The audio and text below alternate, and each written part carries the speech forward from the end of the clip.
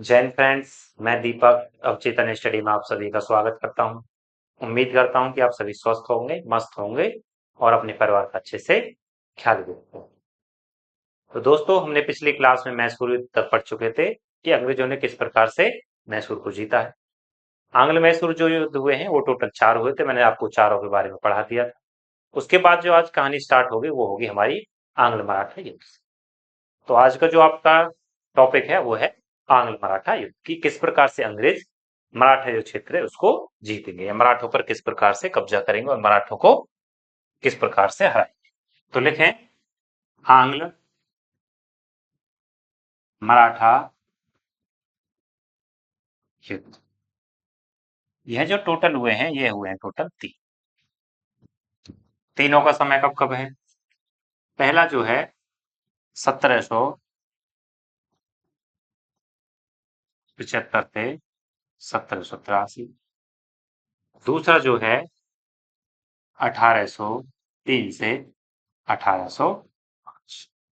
तीसरा जो है 1817 से 1818।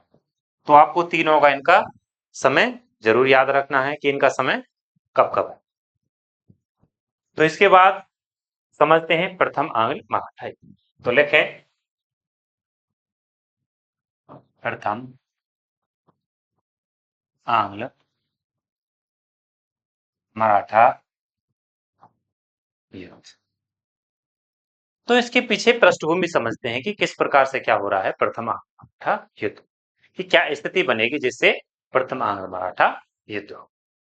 तो लिखें पृष्ठभूमि। पृष्ठभूमि क्या है।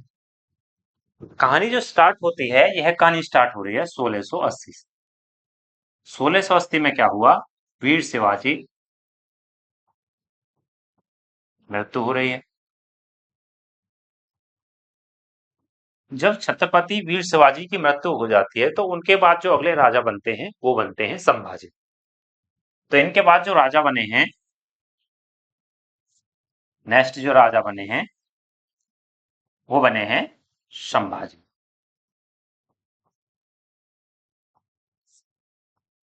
संभाजी राव वही वाले संभाजी राव जिनके ऊपर कुछ समय पहले अभी छावा मूवी बनी है। वो यही संभाजी राव है जिनके ऊपर वो मूवी बनी है। जिन्होंने क्या कर रखा है, जो मुगल है मुगलों की बिल्कुल नाक में दम करके रखा था। इस समय पे औरंगजेब का शासनकाल चल रहा था। औरंगजेब को कई बार इन्होंने हराया था। बुरहानपुर जो शहर में आप देख सकते हो एकदम आतंक मचाया था, इन्होंने ही मचाया था, वो संभाजी राव। तो संभाजी राव गद्दी पर बैठ रहे हैं। तो संभाजी राव से क्या हो गया था, एक समय ऊपर जो है औरंगजेब बैठा है और यहाँ पे मराठी। तो औरंगजेब के लड़के ने क्या किया था, इसके बेटे ने औरंगजेब के ने इसके खिलाफ औरंगजेब के खिलाफ विद्रोह किया। जिस कारण से औरंगजेब ने क्या किया, अपने जो उसको मार पीट के भगा दी। औरंगजेब के बेटा है वो अकबर। अकबर ये वो वाला अकबर नहीं है जो हुमायूं वाला अकबर है। हुमायूं का बेटा अकबर वो वाला भी नहीं, और अकबर द्वितीय भी नहीं। यह एक अलग अकबर है, एक बेटा ही है इसका। तो अकबर ने क्या कर दिया था, उसके खिलाफ विद्रोह कर दिया, जिस कारण से औरंगजेब ने पीट पाट के उसे भगा दिया। और जो अकबर है वो वहां से संभाजी राव के पास आ जाता है। संभाजी राव उसकी सहायता कर देते हैं, अपने पास रख लेते हैं। इसी से क्या होता है, औरंगजेब बिल्कुल चिढ़ जाता है कि संभाजी राव ने हमारे मैटर में दखलंदाजी कैसे। तो दखलंदाजी जो दी है, इसी कारण से संभाजी राव को वो चिढ़ता रहेगा या जलता रहेगा। और संभाजी राव इस समय मजबूत स्थिति में है, उनके क्षेत्रों पे आक्रमण भी करेंगे। तो इसी में क्या हुआ, संभाजी राव ने औरंगजेब के बेटे अकबर सहायता कर दी थी। जो अकबर की सहायता कर दी थी, इससे औरंगजेब नाराज।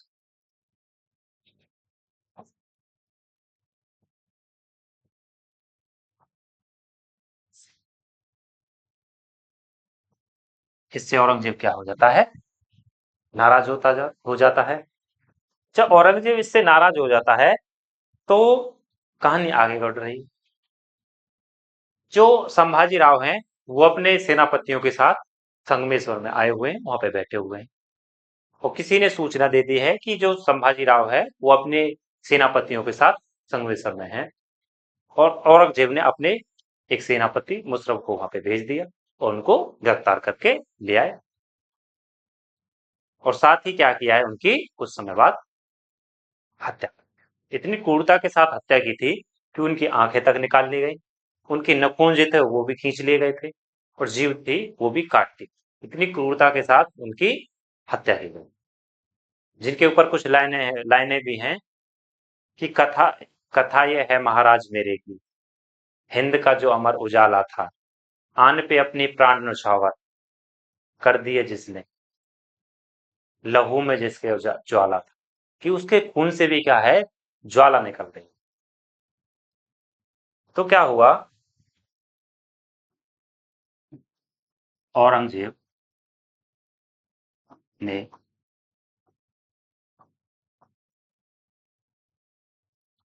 संभाजी राव को संग में स्वर से गिरफ्तार कर लिया, गिरफ्तार कर लिया और क्रूरता के साथ हत्या कर दी। आपने देखा भी होगा उस मूवी में दिखाया गया है कि संभाजीराव इतने शक्तिशाली हैं कि उन्हें पकड़ने के लिए भी कम से कम 50 से 60 लाख लोग, 50 से 60 हजार लोग एक साथ उन्हें जड़ियों जंजीरों में पकड़ के लेके आए। इतना कह सकते हो, इतना शक्तिशाली शासक है कि उनको पकड़ने के लिए भी औरंगजेब ने 50-60 आदमियों को लगा, उनकी हत्या कर दी और क्या किया, इनके बेटे और साहू जी, साहू जी कौन है, संभाजी राव के बेटे, साहू जी को कैद कर लिया। तो साहू जी को कैद कर लिया, अब सवाल है कि वो फिर राजा कौन बनेगा मराठों में। तो नए राजा बने राजा राजा राम क्या बनते हैं, राजा बनते हैं।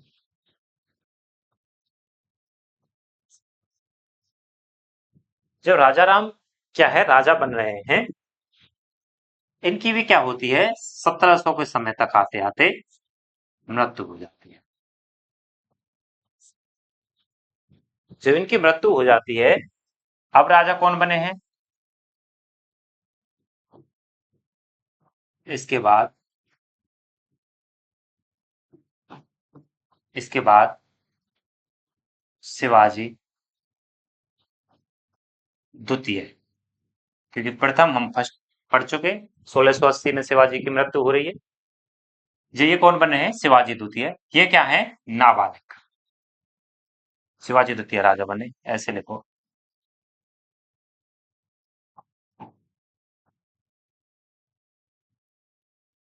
शिवाजी द्वितीय जो है ये है नाबालिग, इन्हें प्रशासन की चीज समझ में नहीं है और ये है बच्चे, प्रशासन को संभाल सकते नहीं।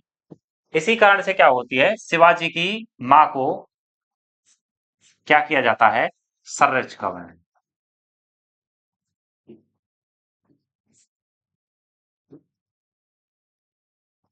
और माँ कौन है, ताराबाई। ताराबाई अच्छे से शासन चला रही हैं, लेकिन समय गुजरता है, समय आ जाता है 1707, कि हमेशा समय एक का नहीं रहता, समय गुजरता है 1707। 1707 में क्या हो रहा है, औरंगजेब मृत्यु हो रही है। जब औरंगजेब की मृत्यु हो रही है तो इनके बाद क्या है, मुगल है जो धीरे धीरे उनका पतन हुआ, वो ताश के पत्तों की तरह बिखरने लगेंगे और ऐसे राजा बनेंगे जो खुद को तो संभाल पाएंगे नहीं, वो गद्दी को क्या संभालेंगे। तो इसके बाद जो बादशाह बना, इसके बाद बादशाह बनता है बहादुर शाह। बहादुर शाह प्रथम। बहादुर शाह प्रथम बादशाह बनता है। लेकिन बहादुर शाह प्रथम जो है 50-60 साल की उम्र का हो चुका है। वो औरंगजेब ने जो क्षेत्र जीते उनको ही बचा ले पहले, दूसरे राज्यों पे आक्रमण तो क्या ही कर पाएगा।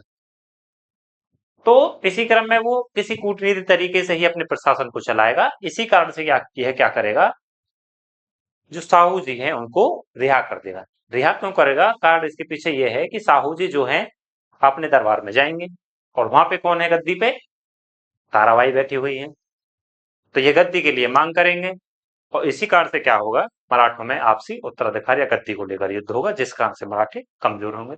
और होता भी यही है कि बहादुर साहू जी को रिहा कर देता है और वो साहू जी गद्दी के लिए संघर्ष करेंगे। तो आगे लिखें, बहादुर शाह प्रथम ने साहू जी को रिहा कर दिया। कैद किसने किया था, औरंगजेब ने, और लेकिन रिहा किसने कर दिया है, बहादुर शाह प्रथम। जब साहू जी रिहा हो जाते हैं, साहू जी पहुंचे दरबार में।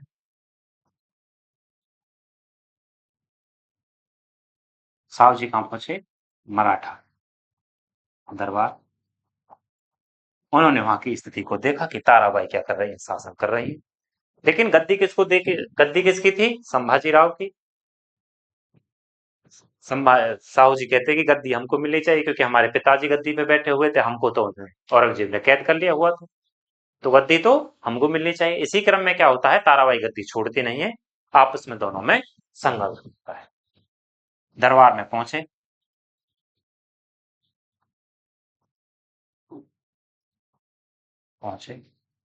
और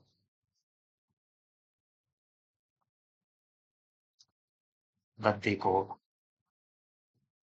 लेकर ताराबाई के साथ संघर्ष किया और खेड़गे युद्ध में ताराबाई को हरा दिया।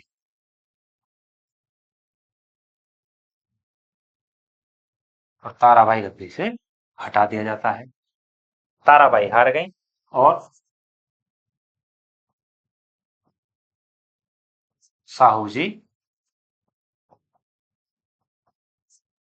गद्दी पर बैठ गए। गद्दी किसके पास है, साहू जी के पास। और खुद कहाँ रहे हैं, और ताराबाई जो हैं इनको अपने बेटे के साथ कहाँ भेज दिया जाता है, कोल्हापुर, कि तुम जाओ कोल्हापुर में रहोगी, यहाँ तुम्हारा कोई काम नहीं है।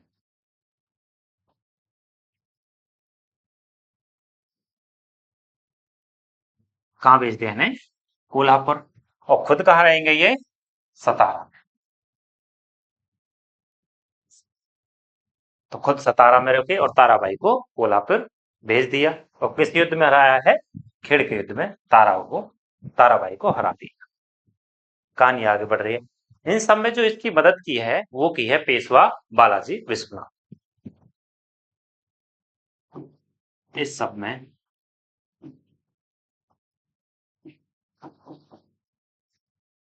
साहू जी की मदद किसने की है, बालाजी विश्वनाथ। ये कौन है, पेशवा है।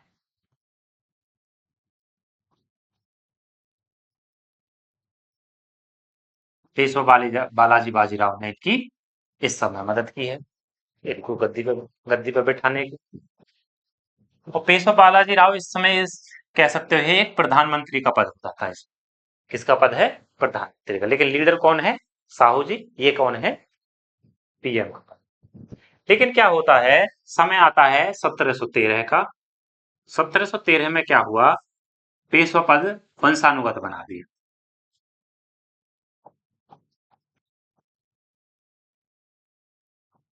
वंशानुगत का कह सकते हो कि अब पेशवा जो भी होंगे, बालाजी विश्वनाथ के जो भी पुत्र हैं या बेटे हैं, उनके बेटे ही क्या होते जाएंगे, पेशवा पद पर नियुक्त होते जाएंगे। तो वंशानुगत हो गया पेशवा पद। क्योंकि इस वजह से बना दिया कि साहू जी ज्यादातर जेल में रहे थे, उन्हें प्रशासन की अच्छी जानकारी भी नहीं थी, इस वजह से क्या किया, पेशवा पद वो वंशानुगत बना। लेकिन कहानी फिर बढ़ रही है। कहानी में क्या होता है, 1717 का समय आता है, और 1717 में क्या होता है, मुगल बादशाह फर्रुख बनते। मुगल बादशाह फर्रुख फर्रुख क्या हुआ,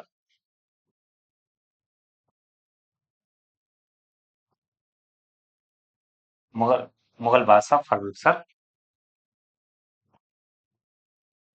गद्दी पर बैठा।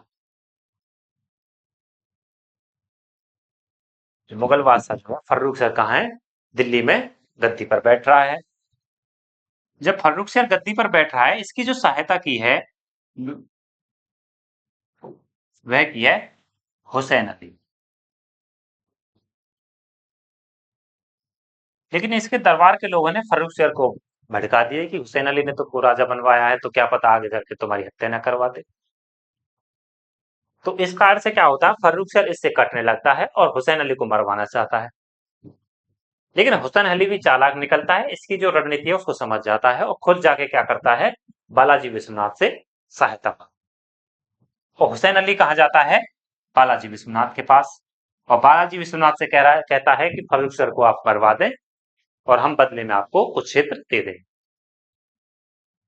तो क्या है, बालाजी विश्वनाथ मान जाते हैं और कुछ कुछ क्षेत्र जो होते हैं इन्हें दे दिए जाते हैं। तो कहानी आगे बढ़ रही है। कहानी में क्या होता है,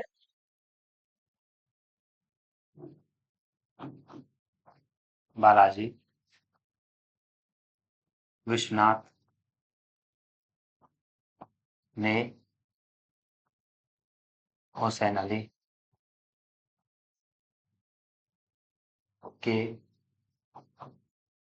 साथ संधि की।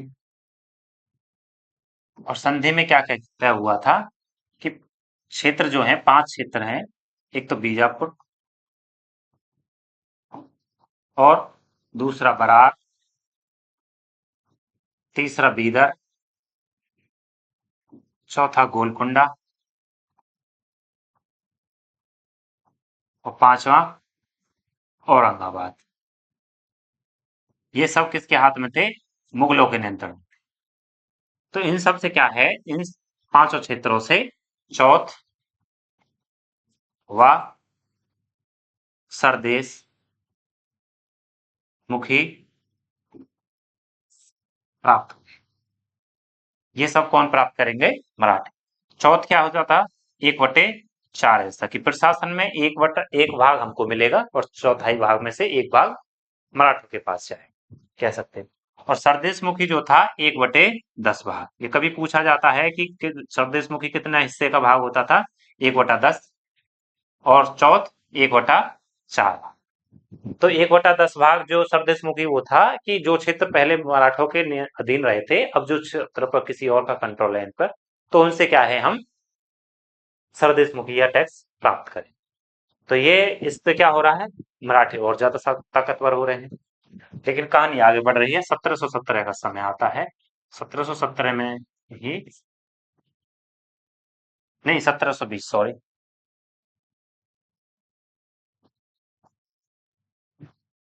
1720 का समय आता है। और 1720 में बालाजी विश्वनाथ की मृत्यु। जब बालाजी विश्वनाथ की मृत्यु हो जाती है, इनके बाद जो अगले पेशवा बनते हैं, बाजीराव फर्स्ट। नए पेशवा, नए पेशवा कौन बने, बाजीराव फर्स्ट। बाजीराव फर्स्ट वही मस्तानी वाला, चीते की चाल बाज की नजर और बाजीराव की तलवार पे कभी संदेह नहीं करते, कभी भी मात दे सकते। एकदम वीर से पेशवा बैठ रहा है गद्दी पर, जिसने क्या किया है, आसपास के क्षेत्रों में क्या कर रखा है, नाक में दम कर रखा है। इतने युद्ध किए हैं ना इसने, मात्र 40 साल की उम्र में इसने मात्र 20 साल की उम्र में 40 युद्ध किए थे। इसका समय जो है 1720 से 1740 तक का है। एकदम योग्य है और शक्तिशाली शासक बैठ रहा है। कौन है पेशवा बाजीराव फर्स्ट। इनकी जो पत्नी है, इनका नाम है काशी। इनके जो पुत्र थे, एक का नाम था रघुनाथ राव, ना एक बाजीराव, बालाजी बाजीराव, बालाजी बाजीराव, और एक रघुनाथ राव। इनके क्या हैं, पुत्र हैं। और एक इनका पुत्र और है जिनके बारे में इनका प्रसंग मिलता है, मस्तानी। छत्रसाल की पुत्री थी। छत्रसाल को इन्होंने हरा दिया था, उन्होंने अधीनता स्वीकार कर ली थी, और इनका उससे बेटी जो है मस्तानी, उससे इनका प्रेम प्रसंग का वर्णन भी मिलता है। तो उसके जो पुत्र हैं मस्तानी, और इनसे जो मिलके पुत्र बना है, पुत्र हुआ, बना नहीं हुआ है, उसका नाम है शमशेर बहादुर।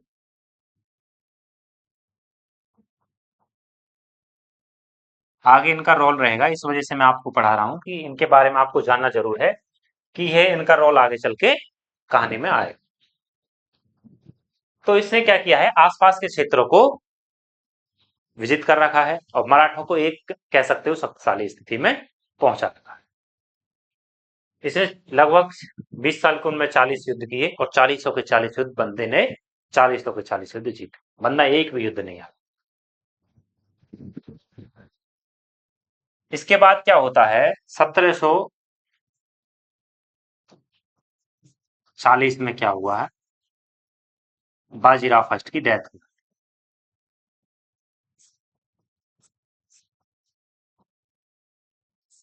बाजीराव फर्स्ट की डेथ हो रही है।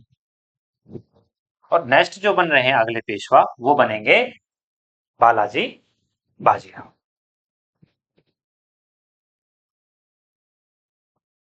इसके बाद पेशवा बालाजी बाजीराव बनते हैं। कब बनते हैं, 1740। 1740 में ये क्या बन गए, अगले पेशवा। लेकिन इन्होंने भी क्या किया है, अपना जो परचम है वो या कटक से लेके, और अटक, अटक कहाँ पड़ता था, पंजाब में। तो इन्होंने कटक से लेके अटक तक क्या किया है, अपना परचम लहराया है।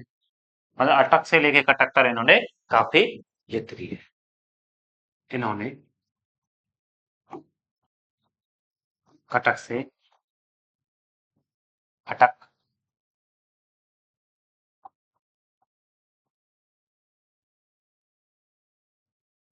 परचम लहराए। इन्होंने काफी युद्ध किए हैं और जिसे इन्होंने जीता भी है। बालाजी बाजीराव पेशवा बन गए। इनका जो समय रहता 1740 से लेके 1761 तक इनका समय। कहानी आगे बढ़ रही है। कहानी में क्या होता है, समय आता है 1748। 1748 में क्या हुआ है कि जो मुगल बादशाह जो हैं वो बिल्कुल कमजोर होते जा रहे हैं। अब मुगल जब कमजोर हो रहे हैं, उनकी कमजोर स्थिति हो रही है, इसी चीज का फायदा उठाकर एक अहमद शाह अब्दाली है, दुर्रानी वंश, उसने क्या किया है, दिल्ली पर आक्रमण। और दिल्ली पर इस समय जो बैठा है मोहम्मद शाह रंगीला, वो हार जाते हैं। तो क्या हुआ, 1748 में दिल्ली पर अहमद शाह अब्दाली अब्दाली का आक्रमण हुआ। और जब अहमद शाह अब्दाली का आक्रमण हो जाता है, इनको पीट पाट के बराबर कर देता है मुगलों, क्योंकि वो खुद को तो संभाल पा नहीं रहे, वो साम्राज्य क्या संभाल पाएंगे। इसी में क्या किया, इसी कारण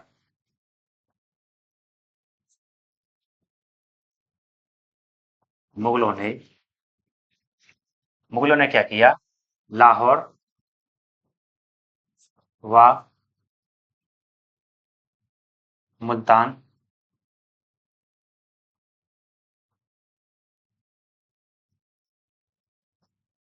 क्षेत्र अहमद शाह अब्दाली को दिया।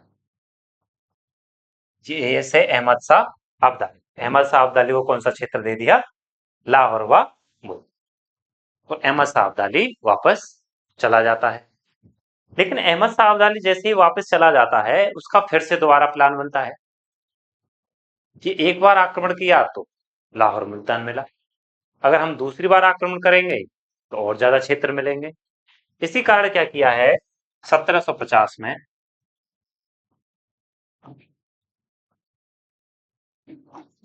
अब्दाली ने दिल्ली पर आक्रमण किया। लेकिन आक्रमण जो करता है इस समय पे,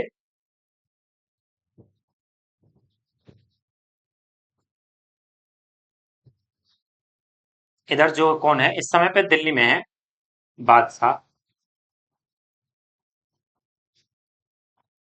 आलमगीर द्वितीय। बादशाह आलमगीर द्वितीय है और इनको फिर से पीट पाट के बराबर कर देता है। और जब आलमगीर द्वितीय को पीट पाट के बराबर कर देता है, और आलमगीर को क्या करता है, ये एक नजीमुद्दौला हुआ था बुहेलखंड का, उसने खुद को आजाद कर लिया था, और नजीमुद्दौला को क्या करता है, इसे नजरबंद कर देता है, और इसकी जो निगरानी रखने के लिए कह के जाता है, वो कह जाता है नजीमुद्दौला को। आलमगीर को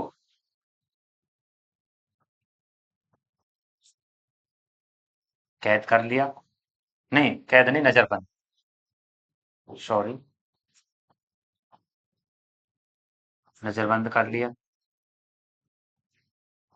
कि अपने दरबार में ही क्या है, तुम नजरबंद रहोगे। और निगरानी के लिए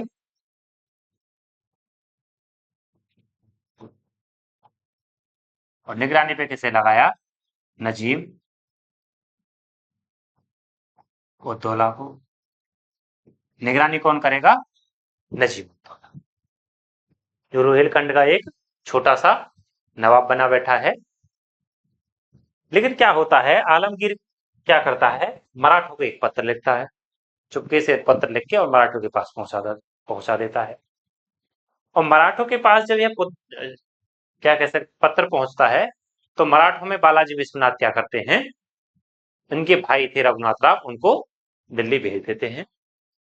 और क्या करते हैं, नजीमुद्दौला को रघुनाथ राव ने पीट पाट के बराबर कर दिया, और इससे 50 लाख रुपए भी ले लिए, और आलमगीर को तृतीय को क्या कर दिया है, दोबारा से नवाब बना दिया। लेकिन जब नजीमुद्दौला पिट जाता है, तो नजीमुद्दौला फिर से क्या करता है, अहमद शाह अब्दाली के पास चला जाता है। तो कहानी आगे बढ़ रही है, क्या हुआ है, आलमगीर ने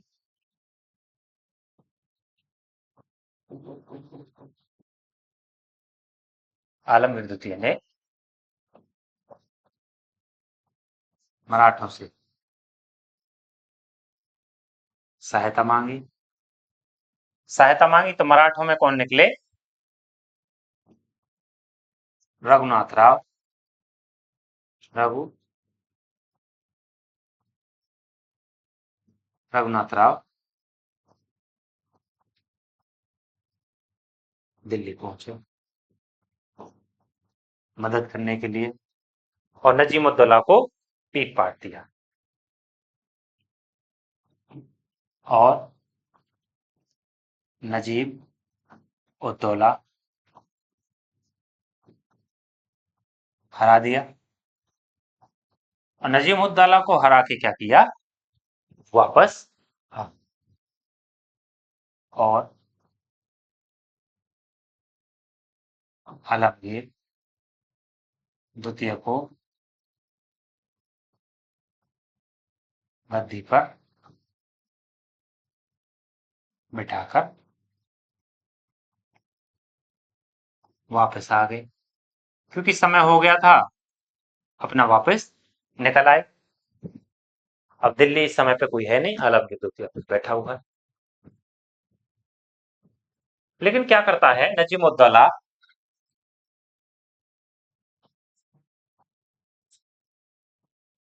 नजीमुद्दौला ने क्या किया, अहमद शाह अब्दाली के पास पहुंचा। अब्दाली के पास पहुंचा। जब अब्दाली के पास पहुंचता है, अब्दाली को बताता है कि उन्होंने तो हमें तो पीट पाट दिया और आपका क्षेत्र जो है उस पर नियंत्रण कर लिया है। लेकिन आलमगीर ने क्या कर लिया था, मराठों के साथ एक संधि कर ली कि अगर तुम हमारी मदद करोगे तो मदद में क्या कर सकते हैं। आलमगीर तोते ने क्या किया था, मराठों को इसी में, इसी कारण आप लिख लो, इसी कारण मराठों को मुल्तान व लाहौर क्षेत्र से टैक्स वसूलने की अनुमति दी थी। जो टैक्स वसूलने की अनुमति मिल जाएगी, और जाहिर सी बात है पहले क्षेत्र किसको दे रखा था, अब्दाली को दिया था। अब्दाली क्या अपने क्षेत्र से इन्हें टैक्स वसूलने देगा, तो आमने सामने अब मराठे और अब्दाली आए। और नजीब उद्दौला ने भी बता दिया है कि तुम्हारे क्षेत्र पर तो मुल्तान और लाहौर पर उन्होंने कब्जा कर लिया है, वो वहां से टैक्स वसूल रहे हैं।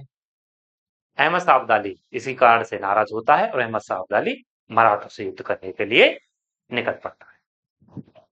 तो समय आता है, ऐसे लिख लें, अब्दाली इसी कारण नाराज हुआ। इसी कारण क्या होता है, नाराज होता है। और सितंबर 1760 को दिल्ली पर आक्रमण करने निकलता है। समय कब का चल रहा है, सितंबर 1760 में आक्रमण करने निकला। सॉरी, आप लिखें आक्रमण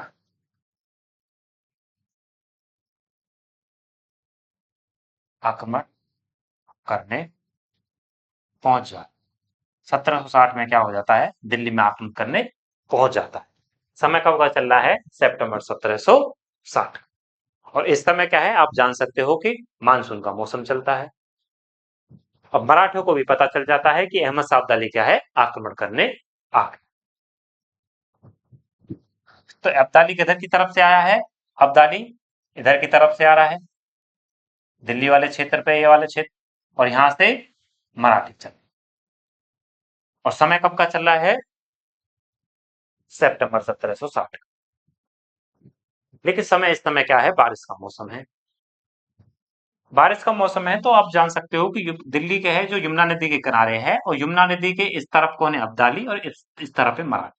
और यमुना नदी जो है इस समय बारिश के मौसम में बिल्कुल उफान पे चल रही है। इधर कौन है, अब्दाली, इधर है मराठा।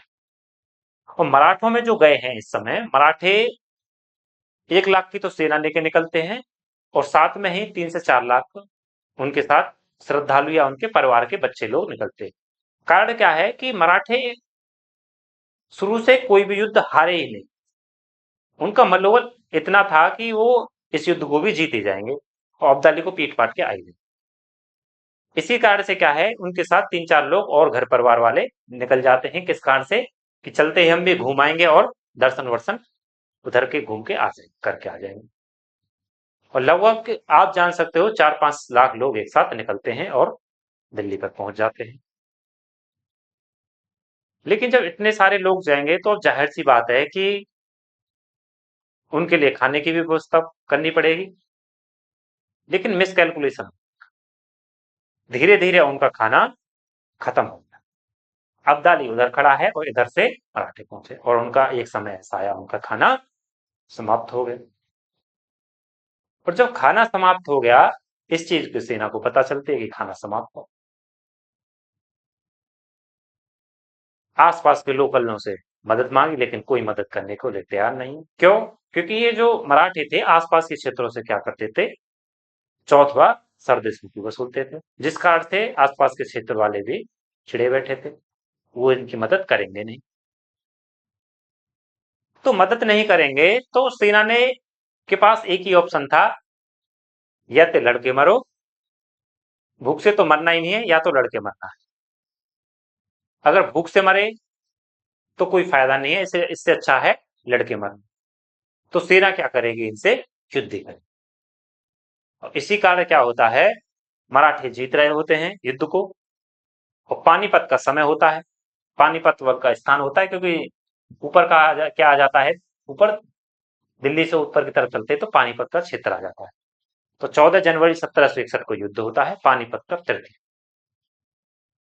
और पानीपत के तृतीय युद्ध में मराठे जीत रहे होते हैं पहले, लेकिन क्या होता है, सदाशिव राय जो लड़ रहे थे घोड़े पे बैठकर, वो नीचे बैठ उतर के लड़ने लग जाते हैं। और सेना में खबर फैल जाती है कि क्या है, सदाशिव राव मार उनके लीडर मारा। इस कारण से उनका मनोबल डाउन हुआ, और अहमद शाह अब्दाली की सेना ने मात्र एक दिन में 1 लाख की सेना को मार दिया। और यहीं पे क्या होता है, पानीपत का युद्ध होकर समाप्त। 1 लाख की सेना मारी जाती, मराठे की कमर तोड़ के रख दी इस युद्ध ने, मराठे बिल्कुल बैकफुट पे आ चुके। और इसी घटना में क्या होती है, बालाजी बाजीराव की मृत्यु हो जाती है 1761 में, इस घटना को सुनकर। तो कहानी क्या घट रही है, दिल्ली पर आक्रमण करने पहुंचा, और मराठे 1 लाख की सेना और 3 से 4 लाख श्रद्धालु भी साथ दिल्ली से, ये भी दिल्ली के लिए निकल गए। समय आ जाता है 17 14 जनवरी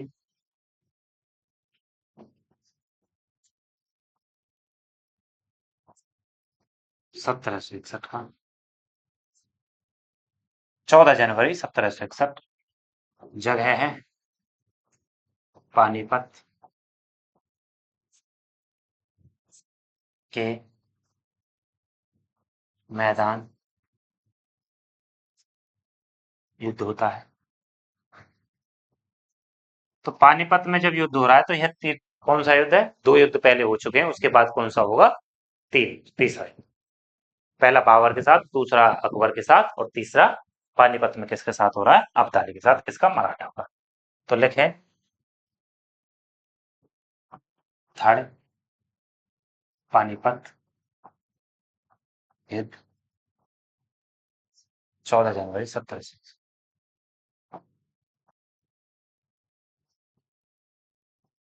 14 जनवरी 1761 पानीपत का युद्ध हुआ। एक तरफ कौन है, अब्दाली और नजीमुद्दौला है, और दूसरी तरफ कौन है, मराठे। और मराठों में कौन कौन है, सदाशिवराव और उनके बेटे थे, एक रघुनाथ राव और विश्वास राव, और एक शमशेर बहादुर।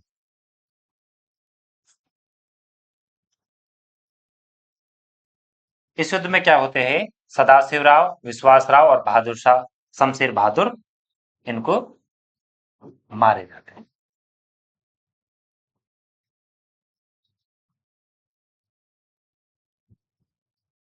और मराठे युद्ध हार जाते हैं।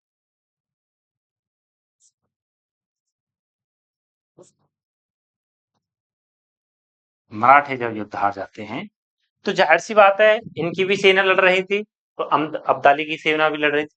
लेकिन इस युद्ध ने अहमद शाह अब्दाली को भी इतना पीछे कर दिया था, युद्ध जीत तो गया था, लेकिन वो भी बहुत पीछे जा चुका, क्योंकि उसके भी संसाधन जो थे वो खत्म।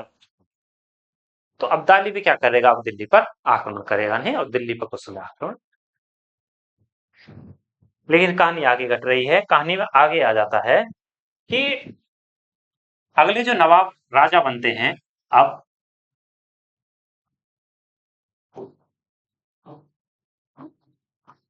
मराठों पेशवा, मराठों के पेशवा जो बनते हैं माधव,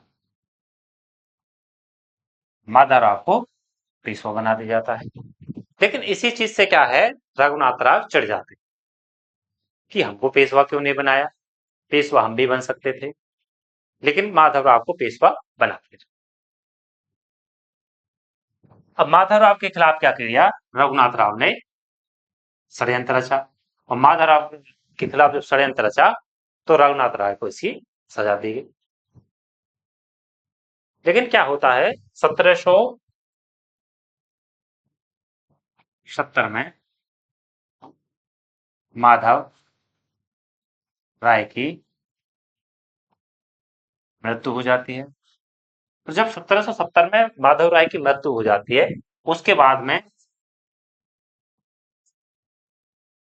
अगले नवाब किसको बना दिया जाता है, नारायण राव को। नारायण राव को पेशवा बना दिया।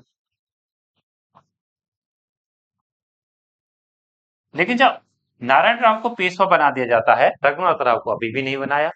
इसी कारण से क्या होता है, रघुनाथ राव फिर चिढ़ गया और रघुनाथ राव ने नारायण राव की हत्या कर दी। और इसी में रघुनाथ राव ने नारायण राव की हत्या कर दी। नारायण राव की जब हत्या कर दी, अगले पेज पर फिर कौन बने, इस चीज का सभी को पता चल गया। और खुद क्या हो गए पेशवा, खुद कौन बना, रघुनाथ राव। लेकिन रघुनाथ राव पेशवा बन तो गए हैं, लेकिन इस चीज का सबको मराठों में पता चल चुका है कि रघुनाथ राव ने नारायण राव की हत्या की है, और जिस कारण से क्या है, खुद गद्दी पर बैठ गए। और इधर समय आ जाता है कि माधव राय की पत्नी जो है उन पे एक पुत्र हो जाता है। इसी इसी में क्या है, माधव राव, सॉरी,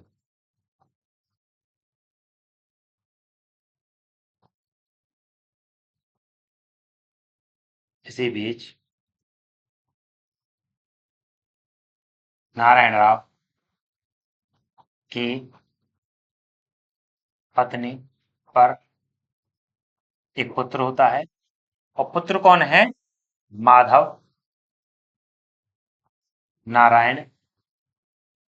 राव। और ये क्या है, छोटे हैं, छोटे हैं तो शासन तो चला सकते नहीं है, फिर शासन चला पाएंगे नहीं। इसी कारण क्या है, एक 12 सदस्यों की समिति बनाई जाती है, और वह क्या करेगी, उनके नाम पर शासन करेगी, जिसका मुखिया जो बनाया जाता है वो फड़ीस को बनाया जाता है, नाना फड़ीस को। और रघुनाथ राव को क्या कर दिया जाता है, गद्दी से हटा दिया जाता है। इसी कारण रघुनाथ राव को गद्दी से हटा दिया, और माधव नारायण राव को पेशवा बना दिया। लेकिन पेशवा बना दिया, इनकी जो सहायता करेगी वो करेंगे शाह है, उनकी जो सहायता करेंगे वो करेंगे 12 सदस्य समिति। और 12 सदस्य समिति का जो मुखिया होगा, इसका मुखिया है नाना फड़क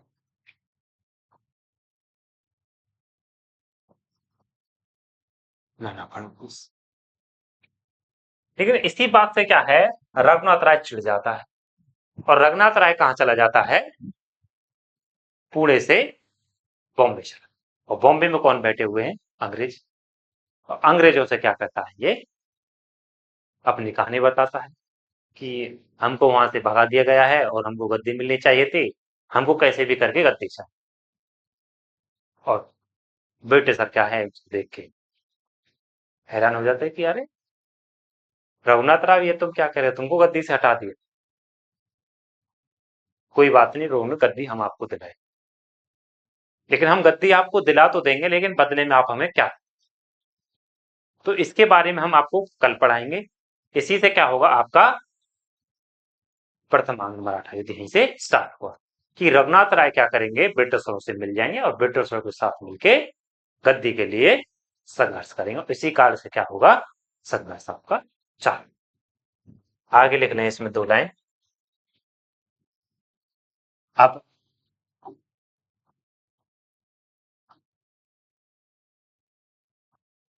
रघुनाथ राव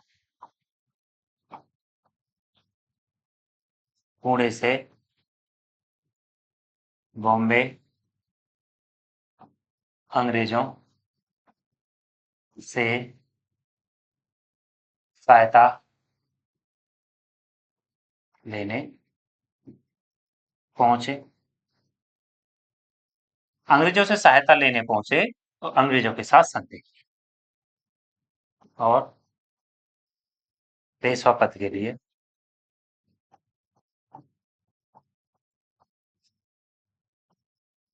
पद के लिए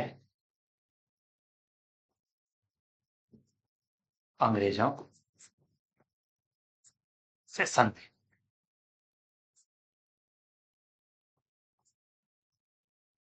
यहां से संधि कर लेंगे और यहीं से क्या होगा, इसी से फर्स्ट आंग्ल मराठा युद्ध शुरू होगा। तो इसके बारे में पढ़ेंगे हम कल। आज मैंने आपको पूरा बैकग्राउंड समझा दिया कि क्या घटना घट रही है और किस कारण से क्या है यह युद्ध होगा। और मैंने ही आपको देखो पूरा समझा दिया। इसी में आपको किसी ने इतना पूरा नहीं बताया होगा, आप किसी की क्लास भी जाके देख सकते हो, आपको बैकग्राउंड किसी ने नहीं बताया होगा इतना। मैंने आपको पूरा बैकग्राउंड बता दिया कि क्या घटना घट रही है और किस कारण से क्या होगा अब वर्तमान मराठा युद्ध। नहीं, बहुत से क्या करते हैं, अहमद शाह अब्दाली के आक्रमण के बाद पढ़ा देते हैं, लेकिन आपको पिछला भी आपको जानना चाहिए कि संभाजीराव कौन थे, बालाजी विश्वनाथ कौन हुए थे, बालाजी बाजीराव फर्स्ट कौन है, उनके बारे में मैंने आपको सारा कुछ बता दिया। तो उम्मीद करता हूं कि आपको ये सब समझ में आया होगा। अगर आपको किसी को और कोई डाउट रह जाता है तो आप कमेंट सेक्शन में जरूर पूछ सकते हो। ये आपके एग्जाम के लिए बिल्कुल सफिशियंट है, इसमें से आपके क्वेश्चन 100% बनेंगे। इनका क्रम का भी पूछ लिया जाता है और पानीपत का युद्ध भी पूछ लिया जाता है। तो उम्मीद करता हूं कि आपको समझ में ही आया होगा। अगर कुछ भी अगर किसी को समझ में ना आया हो तो कमेंट सेक्शन में जरूर पूछ सकते हो। तो तब तक के लिए अपना और अपने परिवार का ख्याल रखें। जय हिंद, जय भारत, वंदे मातरम।